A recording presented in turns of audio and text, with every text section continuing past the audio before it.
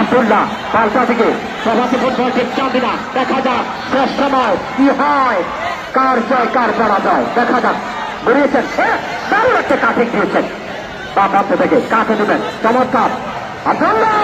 আব্দুল্লাহ না করে করেছেন আব্দুল্লাহ, বড়রা পাল্টা আক্রমণ টিপো চমৎকার পাবে আক্রমণের লাল চাষটি বলিত শক্তিশালী অল্পে মধ্যে চাষটি সংসদ তারা কিন্তু দুই অঞ্চলে এগিয়ে রয়েছে।